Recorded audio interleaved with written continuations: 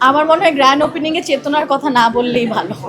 আমরা এখানে একটা সুন্দর মুহূর্ত কাটাতে এসেছি। সানা সাফিনাজ দুজন বোন তারা নিজেরা এসেছে বাংলাদেশে।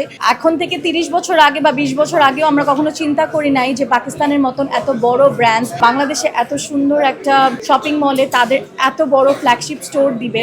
শুধুমাত্র সানা সাফিনাজ না, আরো অনেক পাকিস্তানি ব্র্যান্ডসরা আসছে এবং আসার তারা অনেক চাচ্ছে আর কি। ইভেন শুধু পাকিস্তান কেন, ইন্ডিয়া থেকেও কিন্তু অনেক ইন্টারন্যাশনাল হাই এন্ড ব্র্যান্ডসরাও আসছে। খুব সুন আপনারা দেখতে পারবেন। বাট যেহেতু আজকে আমরা গ্র্যান্ড ওপেনিং এ আসছি এবং আমার মনে হয় এটা নিয়ে আমরা থাকি এবং এখানে চেতনা বা 71 এসব জিনিস আনলে না অনেক কিছু আনা হয়। আমরা যদি আমাদেরকে আগাতে চাই, লুক ফরওয়ার্ড করতে চাই আমাদের দেশকে, আমাদের কিন্তু ওগুলা বাদ দিতে হবে, না হলে কিন্তু আমরা সারা জীবন পিছিয়ে পড়বো। না আসলে এখানে এত যদি জিনিসগুলো আনি তাহলে অনেক কিছুই আনা যাবে। হ্যাঁ, তাহলে পাকিস্তান বাংলাদেশের সাথে বিনিয়োগ হতো না, ওই দেশের সাথে কোনো কাজ হতো না। এটা তো শুধু আমরা তো আচ্ছা ঠিক আছে আমরা প্রমোশনের কাজ করছি বা বিভিন্ন মার্কেটিং এর কাজ করছি, তো এত বড় বড় বিনিয়োগ হচ্ছে এবং সানা সাফিনাজের মতন এত বড় ব্র্যান্ড আসছে বাংলাদেশে। যদি আমরা ওই চেতনাকে ধরে রাখি তাহলে তো আসলে ইন্টারন্যাশনালি আমরা আমাদের দেশটাও আগাতে পারবে না, আমাদের দেশকেও অন্য দেশ চিনবে না এবং অন্য দেশও আমাদের দেশকে চিনবে না। কেন, পাকিস্তানের তো অনেক স্টুডেন্টরা বাংলাদেশে এসে পড়াশোনা